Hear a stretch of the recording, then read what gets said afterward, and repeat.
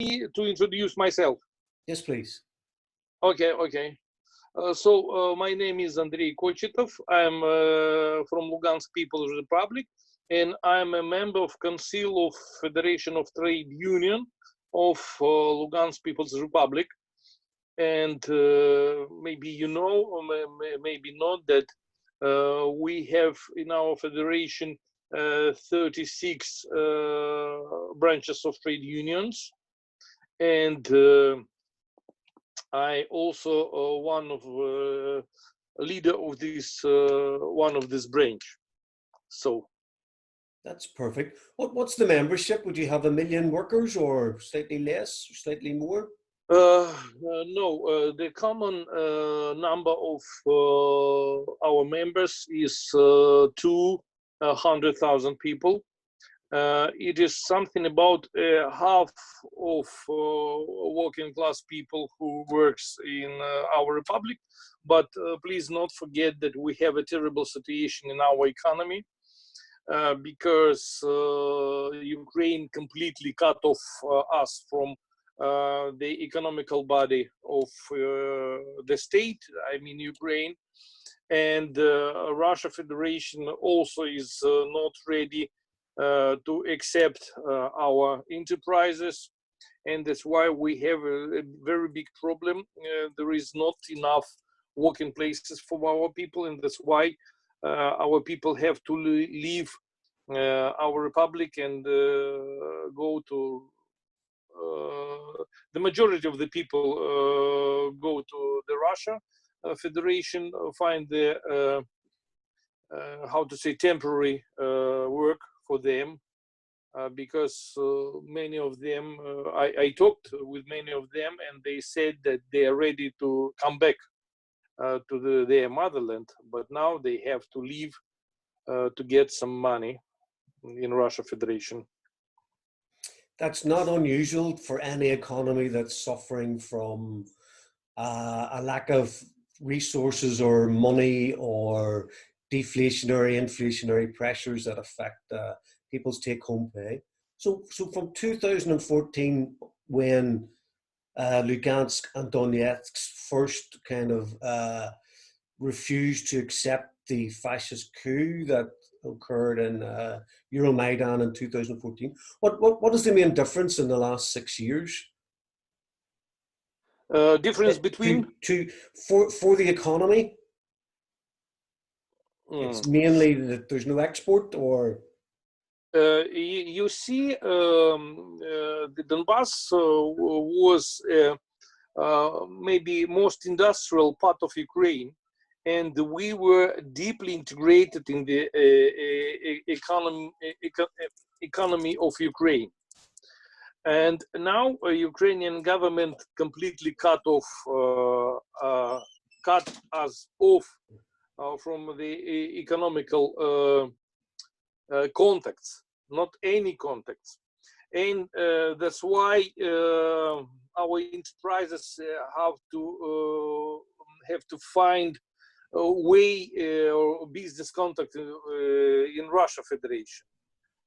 Some of them were lucky in this job, some of them not lucky, because not forget that Russia is now is a real capitalistic country, and the owner of enterprises are not ready to open their markets for our enterprises. So the situation is not easy for us, but anyway, we have our government, I know, some has some plans to renew our economical system, and now they have to make some changes in our minery, and we hope, we understand that anyway we need to build our economy. So the situation is rather difficult, still difficult, but we believe in a good future. Okay, So obviously it's difficult. You've had the old markets are closed. You're having difficulty finding new markets for exporting the coal and the other industrialized products that are produced in the Donbas region. But do people pay tax? Is that how the government pays for the services in order to keep subsidizing either wages or transport or? You see, anyway, we already, how to say, we already exist, our two republics, with all state systems, tax office, public transport office, and so on. So it's possible to say, surely we have many difficulties, but we already built our republic, and now we have to rebuild or renew our economical. But anyway, if you will visit us, you will see that we have a government, we have a parliament, we have a police, and so on, that we really exist. But the whole European Union try not to notice us. For them, we are something like a black hole. But anyway, we have more than 2 million inhabitants in our republics, citizens. And it was our will to choose this way, not support the fascist coup d'etat in Kiev, and it was the meaning of majority of our people to become part of Russia world. Maybe not Russia Federation, but surely the so-called Russian world. Yes, you had your elections, so the people voted in favour of the new parliaments. They gave them a mandate and they endorsed the programme for government. The Donbas region, now the two republics of Lugansk and Donetsk, that is not the whole Donbas region. That is only, is it 30% or 40% of the original area? Sorry, one more time. The new republics of Lugansk, yeah. Donetsk, they are only a small part of the Donbas region. Yeah. You see, when we have a referendum in the May of 2014, there something about 90% people who live in the whole Donbas, not in our republic, in the whole Donbas, support us. And now we think that the other part of Donbas region under occupation of Ukraine, because the choice of that people was to support the Russian world. And Andrey, for people who do not know the history, the Donbas region was never really a part of the Ukraine. It was given from Russia as part of the old Russian Soviet. You see, if you will start to study history of Ukraine, it is now it is a rather big country. But why? The majority of regions were given to Ukraine by the Soviet government, by the Soviet Union. The last region which were given was the Crimea. It was 1956. Before Crimea, Crimea.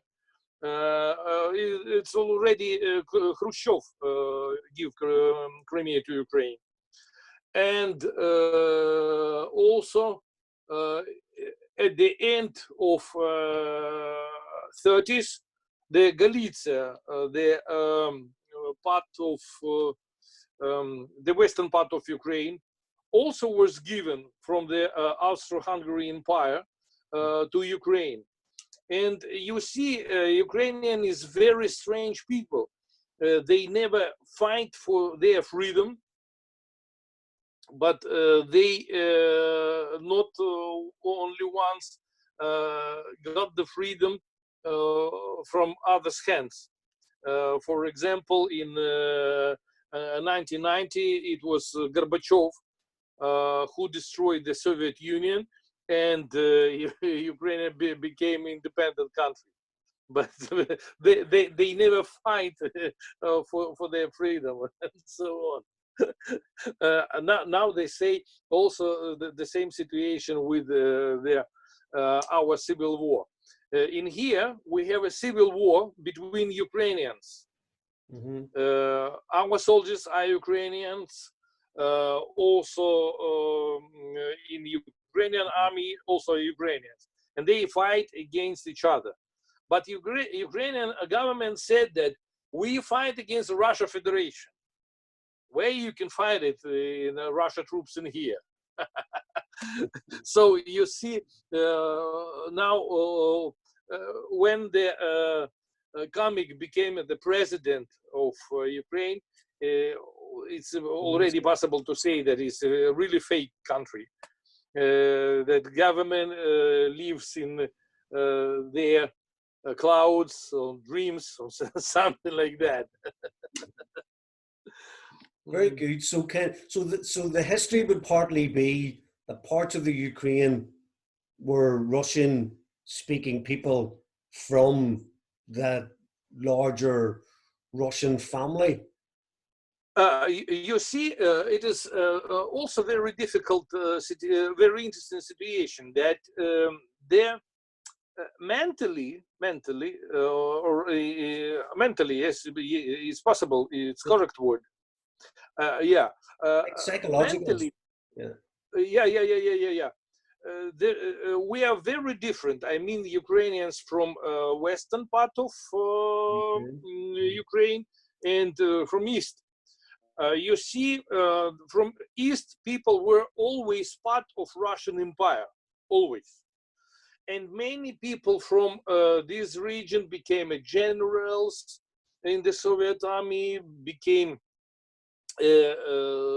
leaders of the Communist Party and so on.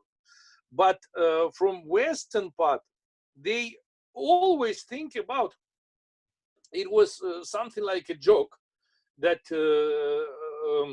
their best dream for people from Galicia to kill the owner of a local bar and became a owner of this bar. That's enough for them. So also we have differences in our religion, because they are Catholics and we are Orthodox. And that's why it's possible to say that we are never were devoted, never distinguish between Russian people and Eastern Ukrainian people. Okay. We everybody in here understand Ukrainian, but everybody in here use the Russian. We are thinking in Russian. So we always feel ourselves as a part of Russian world. So for us, is nothing changed. But we have our people have to take guns in their arms to defend our homes. That's all. Okay. So what is the security situation like now? Is there peace on the contact line, or are Lugansk and Donetsk still being shelled by the Ukrainian armed forces? You see, Ukrainian never stopped. One day they shoot 2-3 times a day. One day 30 times.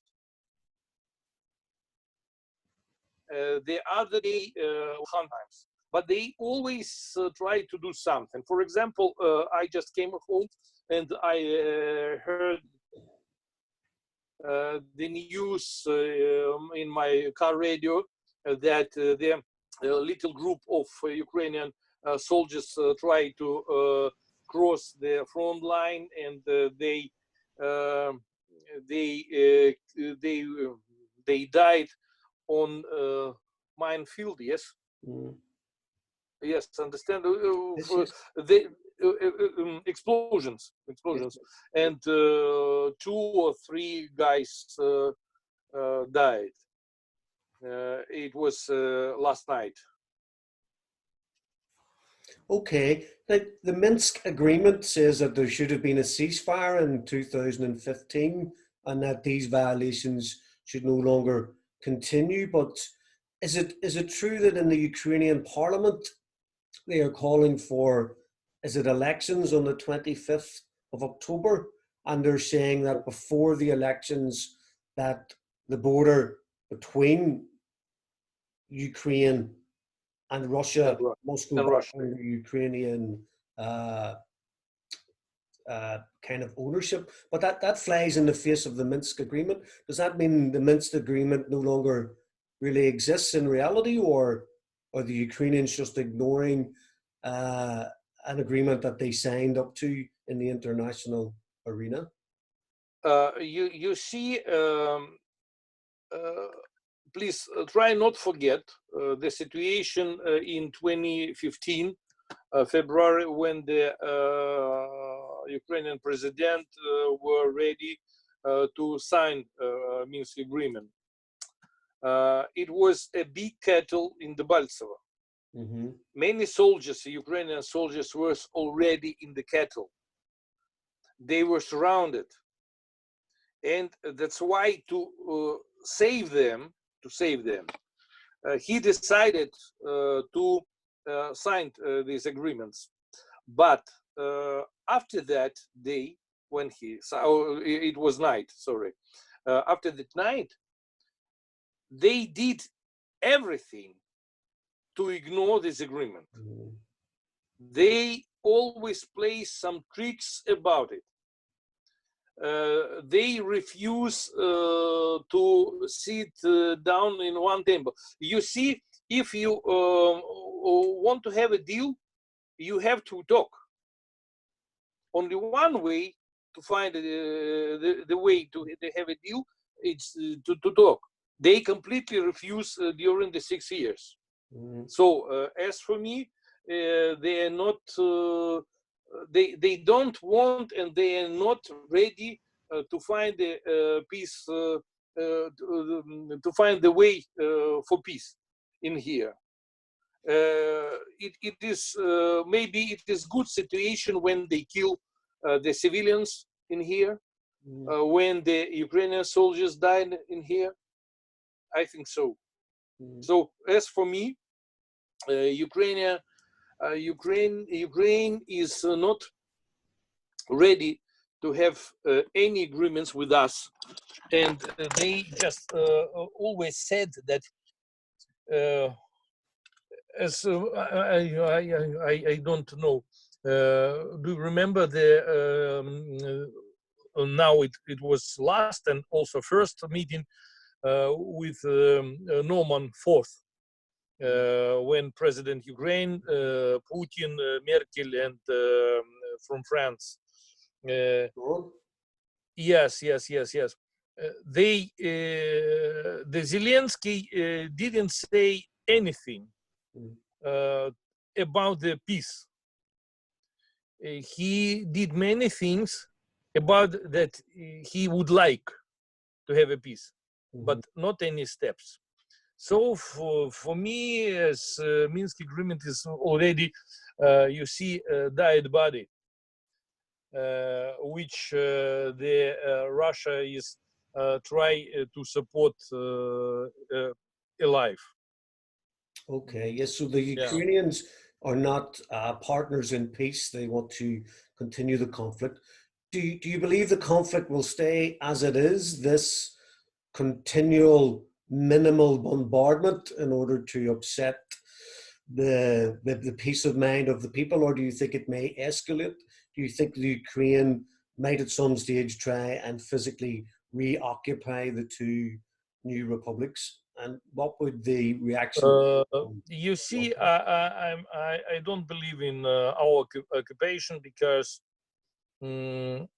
surely we understand that behind our backs we have really we have a Russian army. Mm-hmm.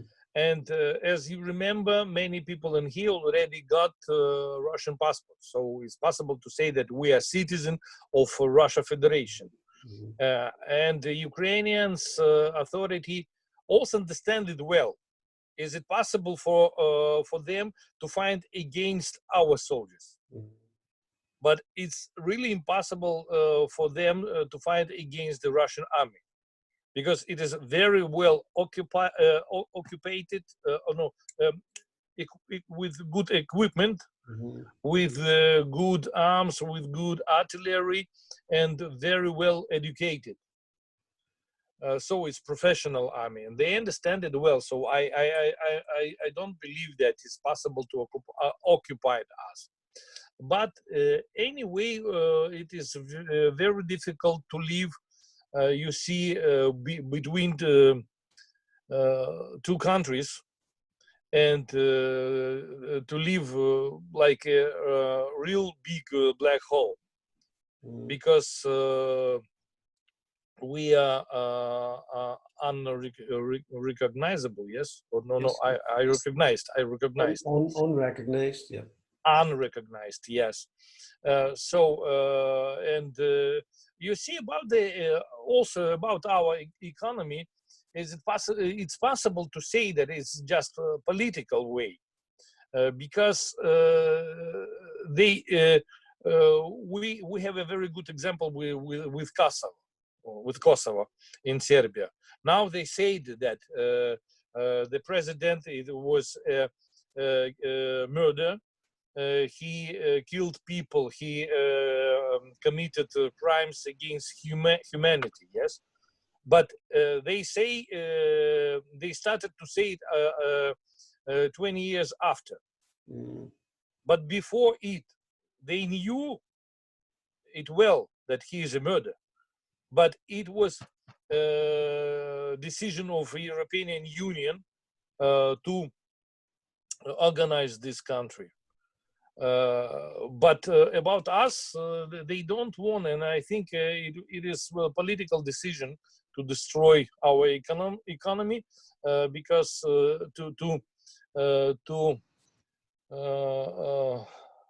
to make the life condition for our people very terrible.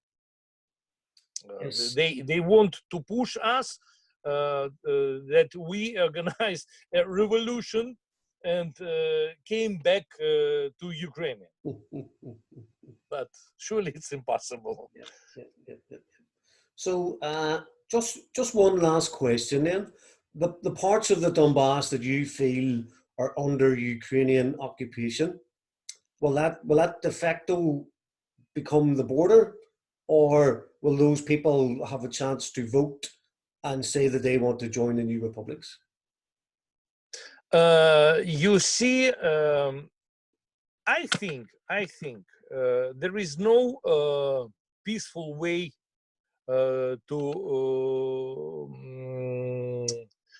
to give this territory, these people, to our republic. Mm. Because Ukrainian authorities, as I told you, they are not ready even to discuss, even to talk. Mm-hmm. We have a very big part of information that people can't accept the ideology of Nazi. Yes, yes. And yes, and they just wait. The situation will change. Mm-hmm. But nobody knows when it come, but or it will happen. But as for me, I think there is now Now it's impossible to do it in peaceful way, that just according to the vote or something like that, or referendum maybe, because Ukraine will do everything to avoid this result. You see, also very interesting situation. If we will come back in the history of Ukraine, their last, not last, yes, last, their, it was maybe 2010th, the votes of president of Ukraine between Yanukovych and Tymoshenko. The Ukraine was divided nearly into equal parts. One part for supported Yanukovych. For us, it means the Russian world, and the other support Tymoshenko, who the people who support Europe and something like that. So when Poroshenko provided election, he understood very well that we never support him. He understood very well that Crimea never support him. It's impossible. So he provided this civil war not to involve our people in his elections, because he got voices against. Understandable? Yes, yes. Yeah. So it is many how to say, many points which if you will if you can understand them, you understand that they're very glad to have a war, much better than peace in here. So this reality of capitalism. Change times. Okay. Well, I'm going to stop the recording now.